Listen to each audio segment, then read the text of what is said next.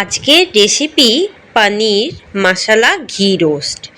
কিভাবে খুব সহজে চটজলদি বানাবেন কম উপকরণে সেটাই দেখাবো। নমস্কার বন্ধুরা, মাই সিম্পল লাইফস্টাইল ব্লগে স্বাগত জানাই। আশা করি ভালো আছেন, সুস্থ আছেন। পনিরের এই রেসিপিটি রুটির সাথে ভীষণই ভালো লাগবে, রাতের ডিনারটা প্রায় জমে যাবে। দেখে নিন রেসিপিটি। প্রথমে কড়াইতে দিয়ে দেবো 3 টেবিল চামচ ঘি। ঘিটা ভালো করে গরম করে নেব।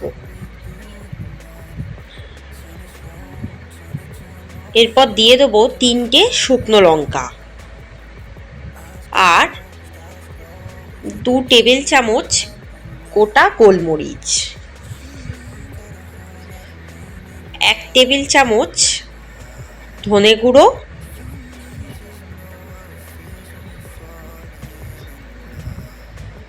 আর 1 টেবিল চামচ গোটা জিরে। এটা ভালো করে আমি ভেজে নেব।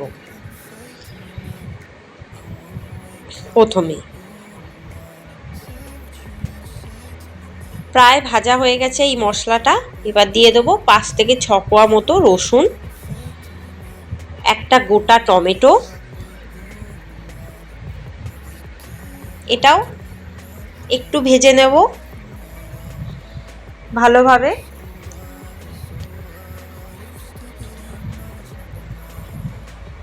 5-6টা মতো কাঁচা লঙ্কা। এটাও ভালোভাবে মশলার সাথে ভেজে নেব।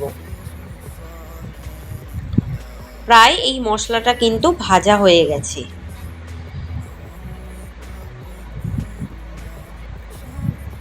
এবার এটাকে আমি বেটে নেব। তার জন্য মিক্সার ইউজ করছি। আপনারা চাইলে শিলেও বাটতে পারেন। এরপর দিয়ে দেবো 4 টেবিল চামচ ফ্রেশ ক্রিম। কোনো রকম জল দেব না, জল ছাড়াই কিন্তু আমি এটা বাটবো। একদম মিহি পেস্ট হয়ে গেছে। ওই কড়াইতে দিয়ে দেবো 3 টেবিল চামচ ঘি। দেখুন হালকা হালকা মশলাটা লেগে আছে, এটা কিন্তু ধোয়ার দরকার নেই, ওর মধ্যেই ঘিটা দেবেন। দিয়ে দেবো 300 গ্রাম মতো পনির।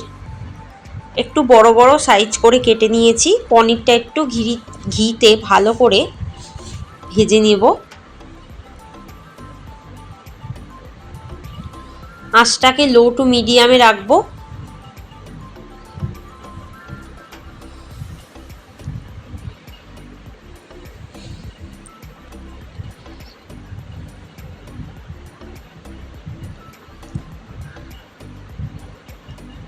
পনিরটাকে ভালোভাবে উল্টে পাল্টে ভেজে নেব।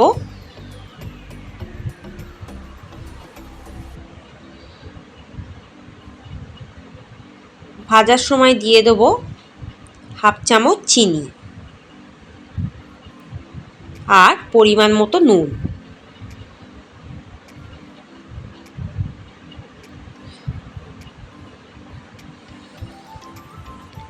প্রায় পনিরটা কিন্তু ভাজা হয়ে গেছে।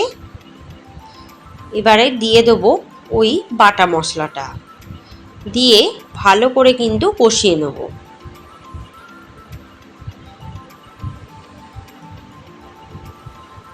কষানোর সময় কোনো রকম জল আমি ব্যবহার করব না।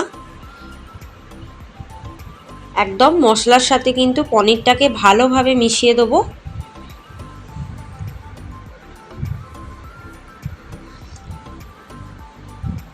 মশলা থেকে কিন্তু প্রায় ঘি ছেড়ে দিয়েছে, দেখতেই পাচ্ছেন।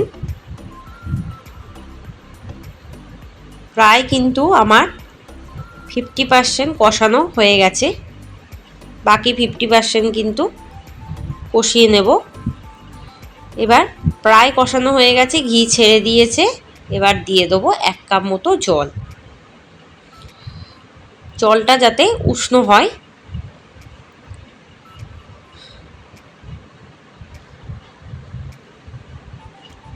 এটা একটু শুকনো শুকনো হবে, তাই 1 কাপ মতো জল দিলাম। আর 2 চামচ দিয়ে দেবো মধু।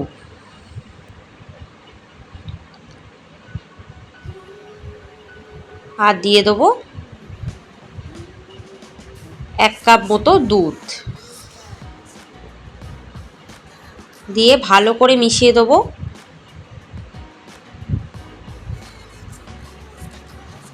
এবার দিয়ে দেবো আরও 1/2 চামচ মতো চিনি।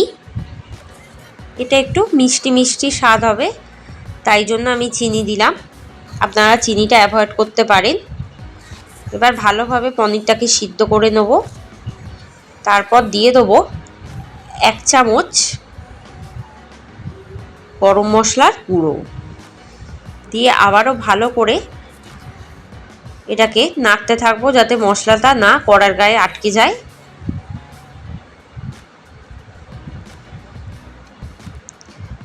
আর গ্রেভিটাকে একদম শুকিয়ে নেব, কারণ এই গ্রেভিটা খুব বেশি থাকবে না, খুব ঘনও হবে না, খুব পাতলাও হবে না, একদম মাখো মাখো টাইপের হবে। তাই আমি নেড়ে চেড়ে এটাকে প্রায় শুকিয়ে নেব।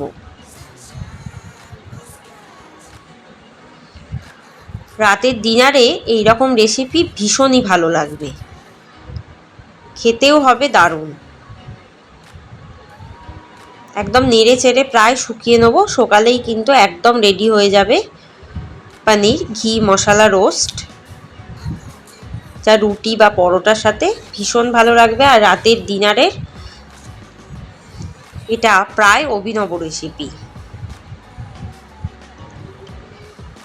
আর পনিরের একঘেয়ে রান্না থেকেও মুক্তি দেবে।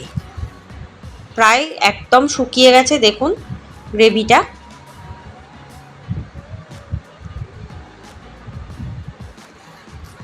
আবার খুব বেশি শুকনো হবে না,